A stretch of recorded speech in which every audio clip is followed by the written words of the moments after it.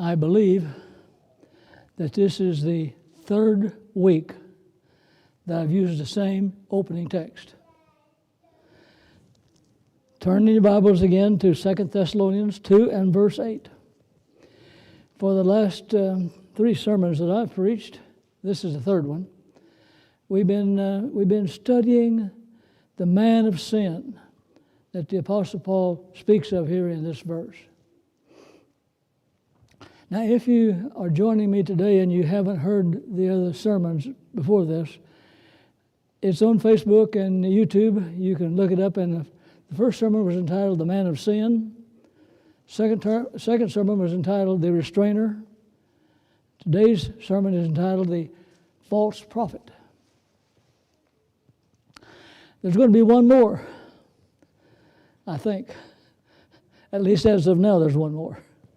We'll see what the Lord does as I go along. But anyway, 2 Thessalonians 2 and verse 8 says this.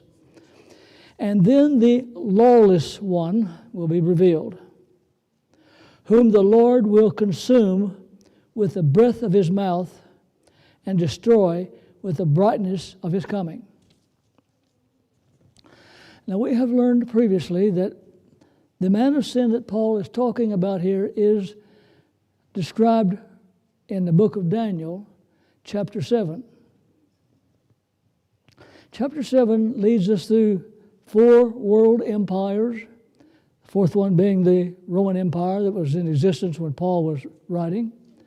And the prophecy said that fourth world empire would be divided into the modern nations of Europe. And then after those modern nations of Europe appear, then there's going to rise another nation out of those nations of Europe. And it is called the little horn. It is the man of sin that Paul is talking about.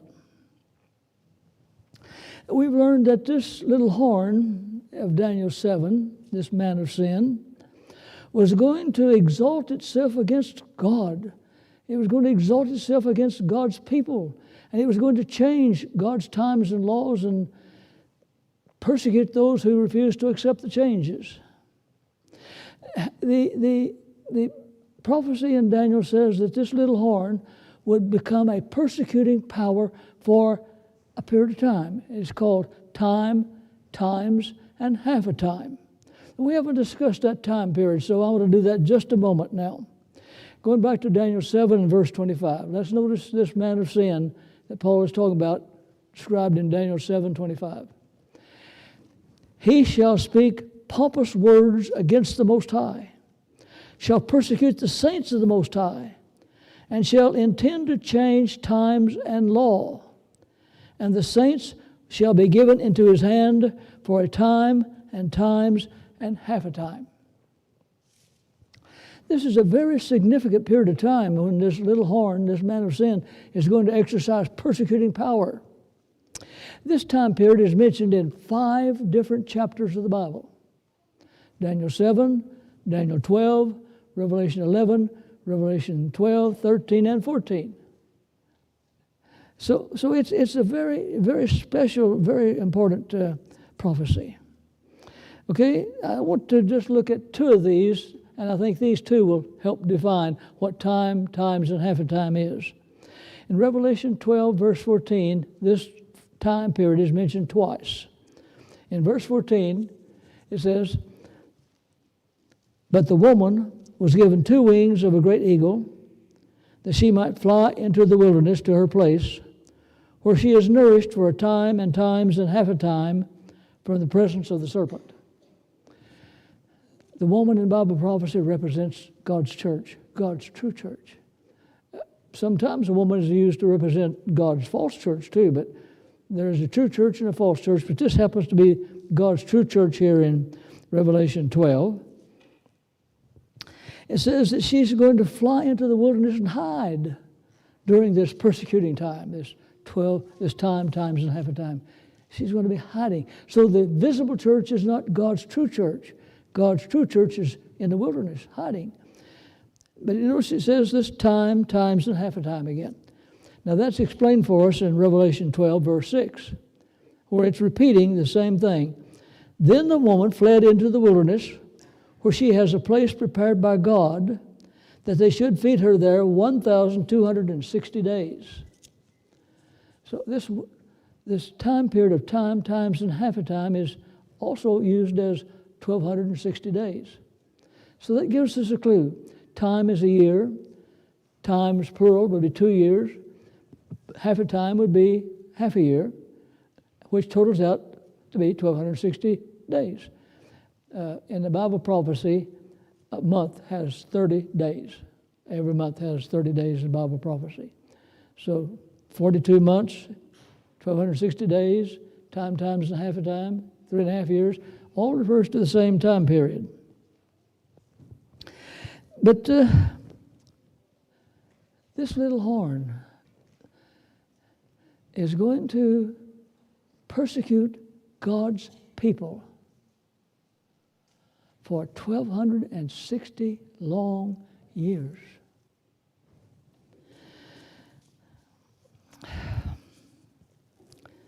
It was a terrible time.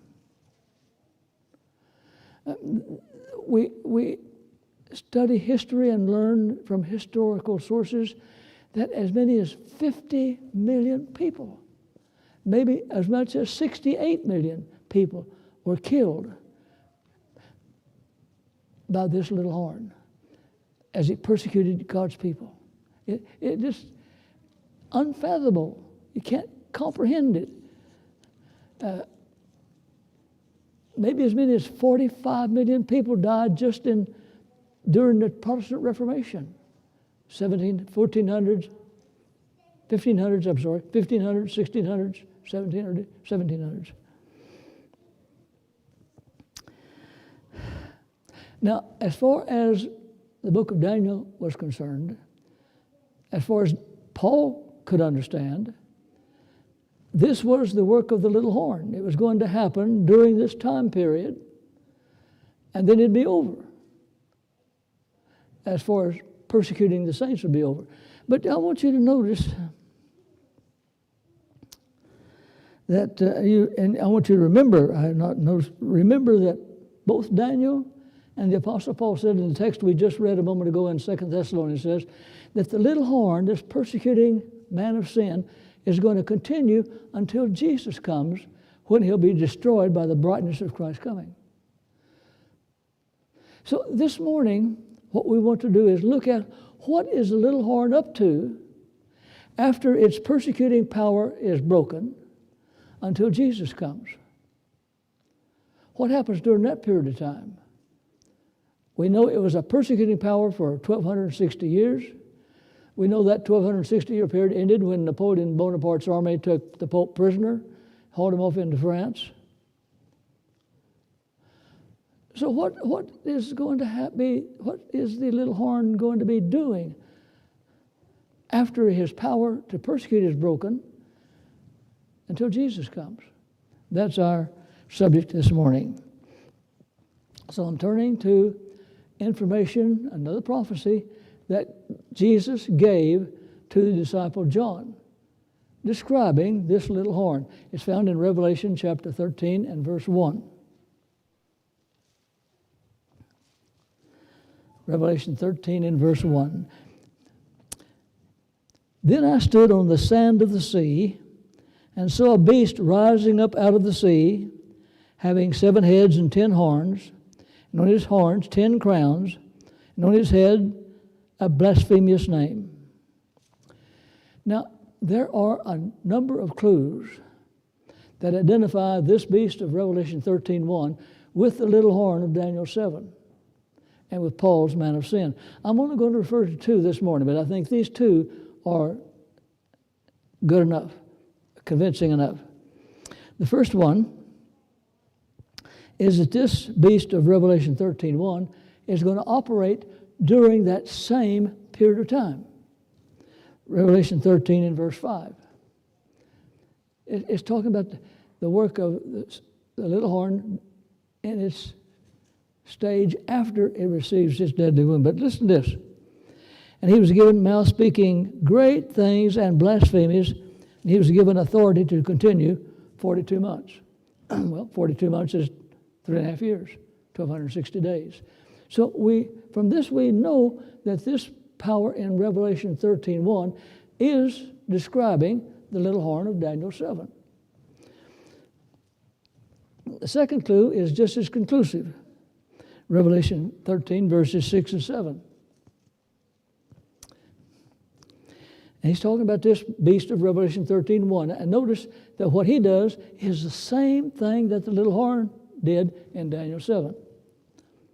Then he opened his mouth in blasphemy against God, to blaspheme his name, his tabernacle, and those who dwell in heaven. It was granted to him to make war with the saints and to overcome them. 50 million, maybe as much as 68 million he overcame. And authority was given him over every tribe, tongue, and nation. That's talking about over everybody, and this is basically dealing with modern Europe. So we are confident that this beast of Revelation 13:1 is picking up the story of the little horn in Daniel 7, and this prophecy gives us a hint as to the future of the little horn after his power to persecute is broken. Revelation 13 and verse 3. Here he says, I saw one of his heads as if it had been mortally wounded, and his deadly wound was healed, and all the world marveled and followed the beast.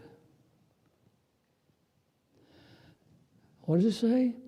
After he receives his deadly wound, which we believe was fulfilled by the French armies taking the Pope prisoner and trying to destroy the church, broke the church's power over the nations of Europe, broke his persecuting authority, because he's now a prisoner in Rome.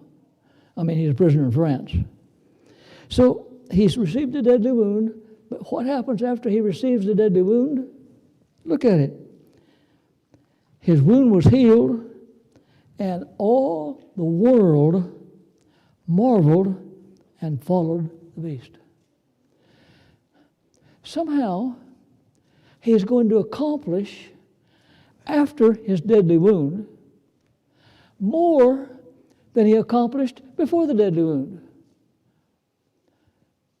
Somehow, his future after 1798 was going to be brighter and more successful than he was when he was killing all these millions of people.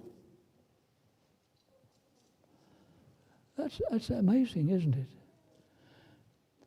And by the way, we've certainly identified that this little horn of Daniel 7 referred to the papacy during the Dark Ages.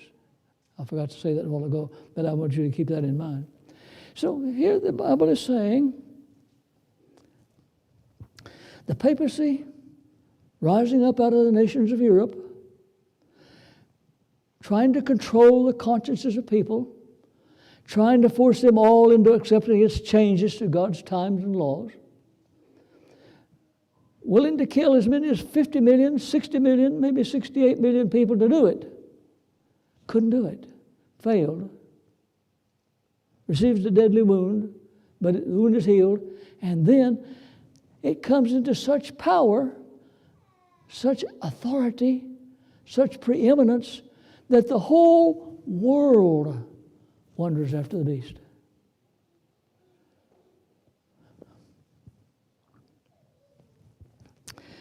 Now, in order for the papacy to accomplish this tremendous feat, it's got to have help. A lot of help.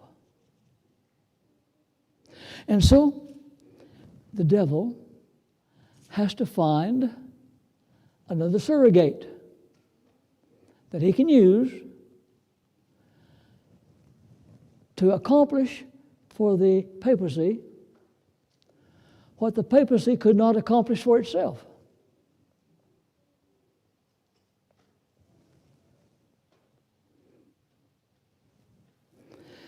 And so this is where I get my title from for the sermon today. Let's look at Revelation 13, verses 11 and 12 now. Because here in Revelation 13, 11 and 12, John sees another power arising. And the significant thing about this power is that it's going to make the first beast successful. This power is going to make the papacy successful and cause the whole world to admire and worship the papacy. Let's read it. Then I saw another beast coming up out of the earth. That's significant. And he had two horns like a lamb, and that's significant. But he what? Spoke like a dragon. And he exercises all the authority of the first beast in his presence, and causes the earth and those who dwell in it to worship the first beast whose deadly wound was healed.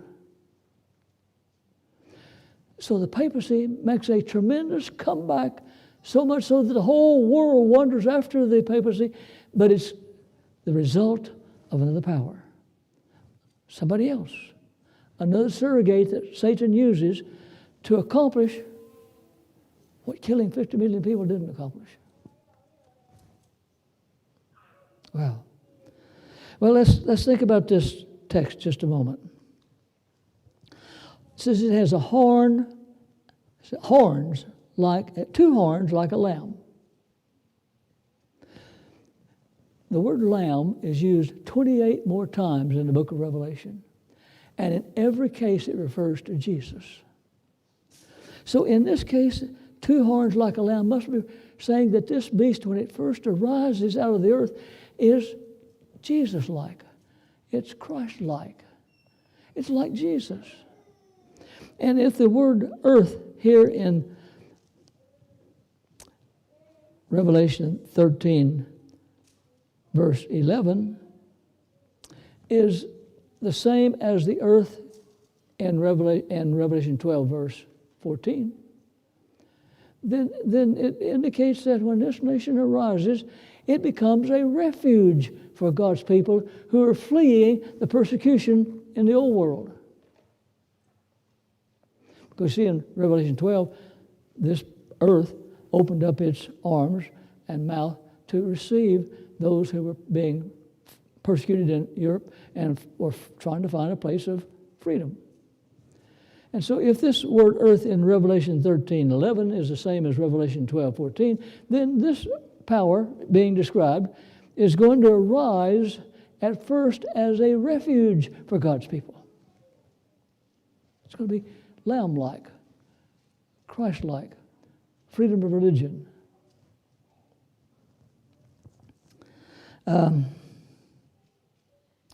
Apparently, this beast, this power that starts out supporting God's people is going to change. And it's going to become an oppressor of God's people.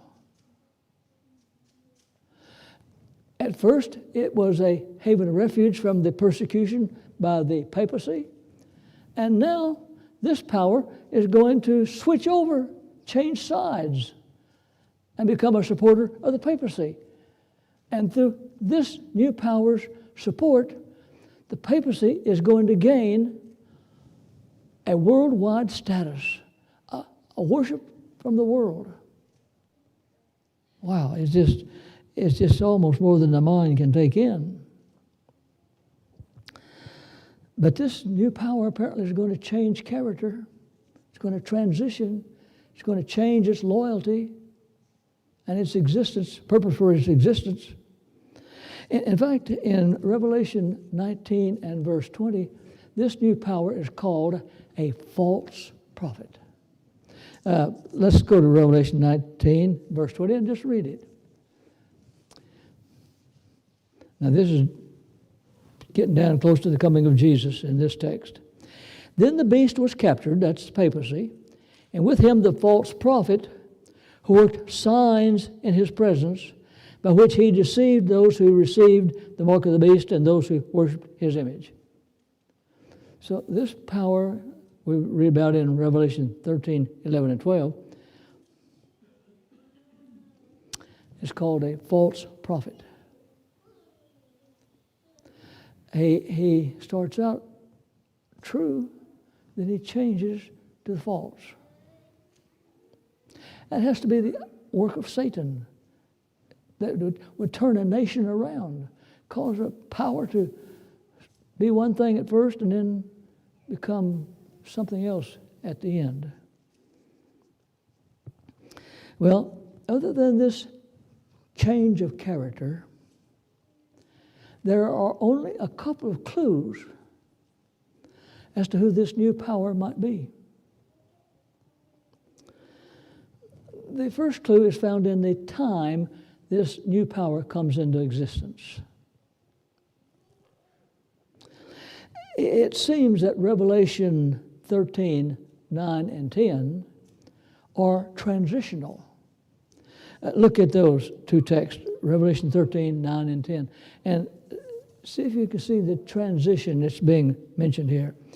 If anyone has an ear, let him hear. He who leads into captivity shall go into captivity. He who kills with a sword must be killed with a sword. Here is the patience of the saints. Now in Revelation 13, verse 14, we're told that that deadly wound that the papists received was by the sword. He was wounded by the sword.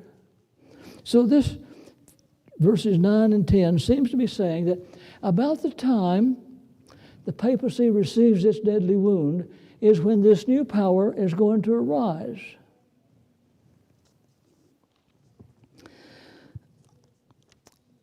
So that would lead us to think that this new power will come into existence about 1798, toward the end of the 1700s. And so then we from this clue, we look for a power to arise in the world in the late 1700s, after the papacy receives its deadly wound and loses its power to persecute any longer. Now, the second clue is also found in verse 11, where we're told that this new power comes up out of the earth, which is different from all the other beasts. In Daniel 7, there were 4 beasts that represented 4 world empires. All of them came out of the sea. The beast of Revelation 13:1 came up out of the sea. And seas, according to Revelation 17:15, refers to multitudes, peoples, nations, tongues. The modern nations of Europe, where people are populated, where civilization has flourished. But this beast came up out of the earth.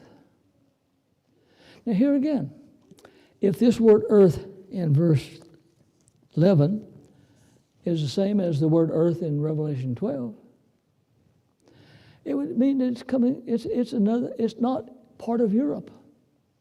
It's an area of the world that hasn't been developed, hasn't been civilized. It's sort of an uninhabited, it's called a wilderness in Daniel 12. So we're not only looking for a nation that comes into existence in the late 1700s, we're looking for a nation that arises outside of the populated Europe. You know, that doesn't leave us much option. As we study history, there's really only one nation that fits that. It's the United States. We signed the Declaration of Independence in 1776, right on time. Come up and previously unrecognized part of the world, different from all the nations, tongues, and peoples of Europe. So it appears that the United States fits pretty well these two clues. And another part is when America was developed, we were extending our arms and welcoming immigrants from everywhere to come. Send us your poor, You're persecuted. Bring them in. We're here to welcome them. And so the United States was a haven of refuge in the 1700s for people who were fleeing the persecution of Europe. So we fit perfectly in the idea of this prophecy. Now, of course, we will not be sure. It can't be positive until our nation starts speaking like a dragon. When we see the transition, then it'll become crystal clear just who this false prophet is. But it does appear that generally we can say it appears that the United States is the power that is being referred to here. Many observers have the feeling that the United States is now entering into that transitional period. You know, our country is not the same today as it was 50 years ago. It has, in my lifetime, our country has changed greatly. And it's in change right now. You don't know what to expect in the future. So it may be that we are even right now going through that transition. Instead of being a haven of refuge for God's people, we'll become supportive of the papacy. And I want you to notice. Look at Revelation 13, verse 12 again. Revelation 13, verse 12. I don't even know where I've lost my place. Here it is. These guys back there are good. They stay up with me pretty well. And he exercises all the authority of the first beast in his presence and causes the United States, this power, we think is the United States, this power is going to cause the earth and those who dwell in it to worship the papacy, the first beast.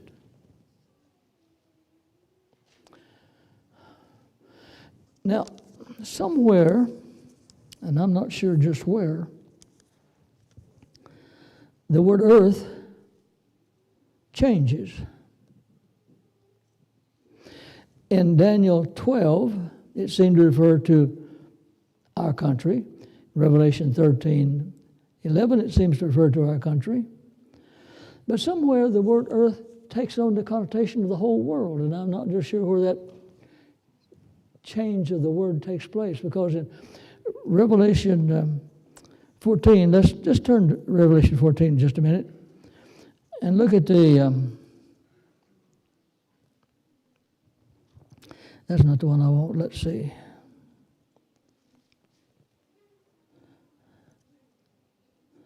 Well, let's go ahead and read Revelation 13 and 14, and then we'll come back to it and see if I can find it. Revelation 13 and 14, talking about this power that is going to speak like a dragon, says he's going to perform great signs so that he even makes fire come down from heaven on the earth in the sight of men. And he deceives those who dwell on the earth by those signs which he was granted to do in the sight of the beast, telling those who dwell on the earth to make an image to the beast who was wounded by the sword and lived.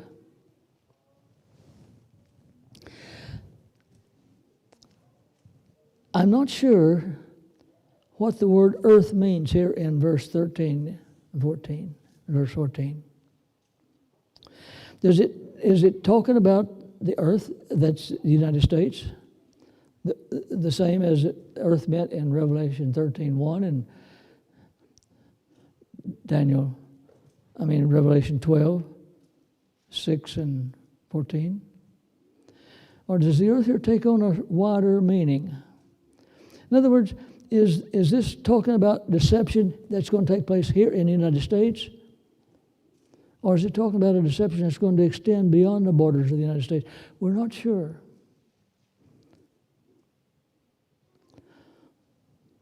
Because, as I said in Revelation 14, the word earth is used to refer to the whole world. We'll come back to this next Sabbath as I try to complete this series of studies on the man of sin. Let's look at Revelation 13, 16, and 17 now. He causes all, both small and great, rich and poor, free and slave.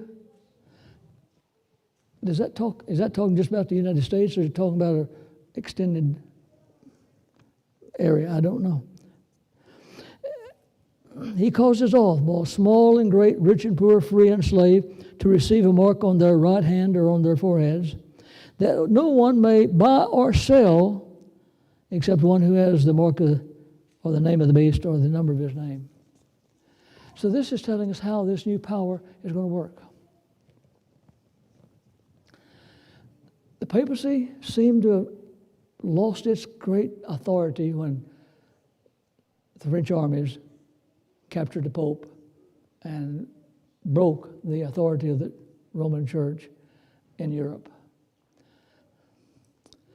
But this new power, the United States or whoever it may be, is going to start exercising fantastic miracles. We're going to see healing like we can't believe. And this fire coming down out of heaven, it talked about, is reminiscent of Elijah calling fire down upon Mount Carmel. It's going to be mind-capturing, these miracles. You know, most people today don't believe in miracles. But when they actually see things spectacular happening, they're going to be overwhelmed. They're just going to be sucked into it, because they are going to see things happen that cannot be explained except by the mighty power of God. Except it's not the power of God, it's the power of Satan. But they're going to think it's of God. And he's first going to use this enticement of miracles. He's going to first use this, try to influence people to give into these deceptive miracles and think it's the power of God and buy into it and join it. You know, I think it's going to be quite successful. As I say, most people don't believe in miracles. Few do. But when we start seeing these fantastic things happening, and we're told that it's the power of God, it's a sign that God is in this movement, most people are going to join it. Because most people are not versed in the Scriptures. They don't understand the Bible prophecy warning us against this thing, and they're going to buy into it. They're going to be sucked into it. You can see how most of the world is just going to buy into it. I mean, can you imagine a miracle? For instance, let's take the whole Muslim world. What if a miracle is worked and Muhammad comes out of the grave? What do you think that's going to do to the Muslim world if Muhammad is walking around on earth again? Of course, it's not really Muhammad, but it's an evil angel impersonating Muhammad. I expect that. Really, I do. I expect Satan to work miracles, bringing people back from the dead. And they'll be walking around on the earth, all of them saying, this new movement, the papacy, is God's movement. We all need to join it. I expect that. People are going to be sucked into it from all religions. Maybe even Martin Luther. Maybe Martin Luther will come out of his grave and tell all the Lutherans, I've been in heaven and God has showed me that I was wrong in rebelling against the papacy, that it's really God's movement, and we all need to go back to Rome. How many Lutherans would be able to resist that? Or maybe Jonathan Edwards for the Baptist, or John Wesley for the Methodist. I expect to see miracles that are just overwhelming. And maybe some of these signs and miracles could be even one of your loved ones who died, has been dead. And suddenly, there they are again. They look like them, talk like them, act like them, think like them. Hey, remember they had an evil angel with them all the time, and that evil angel can impersonate them. We're going to see signs and wonders that's going to overwhelm the world. But you know what, folks? This text is telling us that apparently there's going to be some people who are very stubborn, very resistant. Just like in the Dark Ages, the 50 million, 60 million, or however many people died, they resisted unto death accepting these changes. There's going to be people like that in the end of this world. People who resist the changes papacy made in God's laws. And so the new power, this false prophet, says, okay, I'll take care of you. We'll pass laws that says unless you worship the beast, unless you follow the authority and worship style of papacy, as you buy into their false teachings, we're not going to let you buy or sell. You can't go to the grocery store and buy groceries. You can't go to a gas station and buy gas. You can't sell anything. You're shut out. Now, that's going to be effective too. A whole lot of people, I'm afraid, who are Sabbath keepers today will stop keeping the Sabbath when they can't buy or sell. It's going to be tough. We're going to have to live by faith. Remember, we're going to have to remember Jesus said, he that loses his life for my sake will find it, but he that saves his life will lose it. That's where we're going to be someday. People who live on this earth are going to be in that position because this power, at least in the United States, if we're correct in identifying the false prophet as the United States, people are going to lose their ability to buy or sell. The devil is going to try to starve us to death to get us to change. In order to eat, you're going to have to start keeping Sunday, following the teachings of the Catholic Church. But you know what? God is going to protect his people. God took care of Elijah by sending ravens to bring him food, hid him out. God took care of him. And the Bible promises us that God will take care of those who trust him. Somehow he's going to get them through that no buy or sell period. But there's a whole lot of people are going to cave in with that kind of law. Because we've got to eat, got to live. And we don't have the faith to trust God to take care of us. Anyway, whoever that's going to be. And then one last thing. The Bible says that this power is going to go a step further. Look at Revelation 13, verse 15. For those who do not yield with this no buy or sell mandate, he's got one less trick up his sleeve. He resorts to the persecution that the Catholic Church used for 260 years.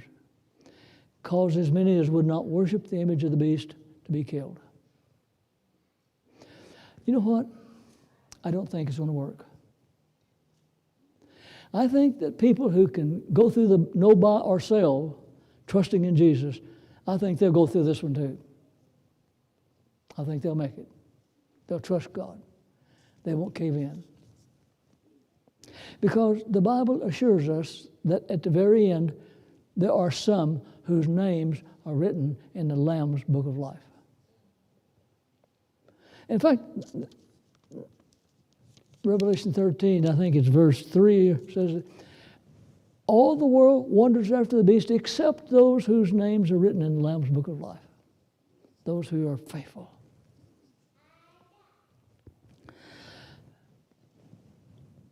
We are living in a transitional period right now. Let me share you what I think is happening.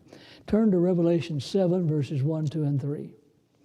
You know, Daniel said, and Paul said in 2 Thessalonians, that there was the man of sin was being restrained, and he wouldn't be able to be revealed until the restraint was removed. Remember that? Well, look at Revelation chapter 7, verses 1, 2, and 3. After these things, I saw 4 angels standing on the 4 corners of the earth. I guess I'll find it instead of trying to memorize it.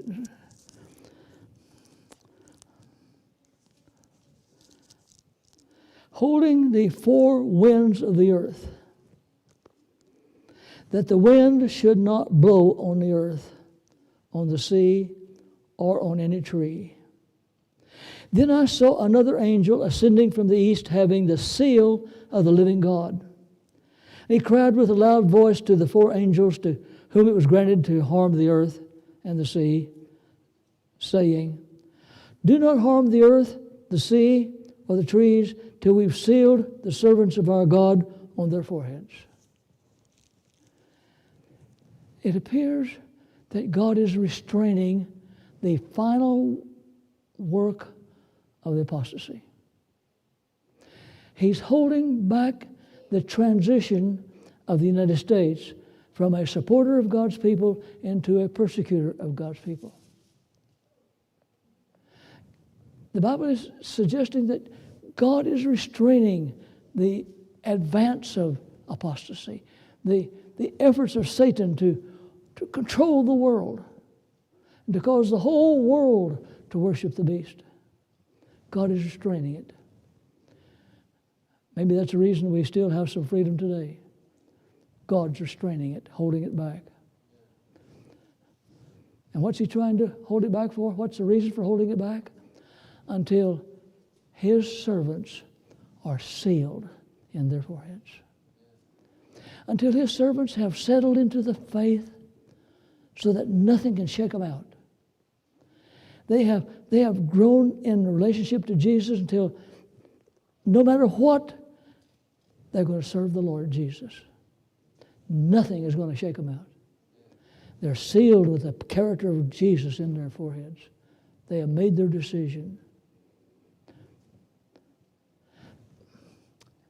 I canned some tomatoes this summer, about 14 pints and 6 or 7 quarts. You know what it means, sealed? You heat that jar of tomatoes up until it gets good and hot, and then take it out, and the getting cool pushes that seal down, and it seals that tomato, and the tomatoes are good for years and years and years. So I think Jesus is saying, I'm waiting until my people have grown in their faith, and they're strong enough that they are not going to be shaken out. They're sealed. They're set. They're not going to change. I know that they will. I know that they can go through the decree that says you can't buy or sell. I know they can go through the decree that says you're going to die if you don't. I have confidence, and I'm holding things back until I have that kind of people. So brothers and sisters, that's the kind of person I want to become. It's the kind of person I want you to become. That's what I'm all about. That's my whole life right now is to help myself and to help you be sealed so that no matter what comes, God can depend on me. God bless us all.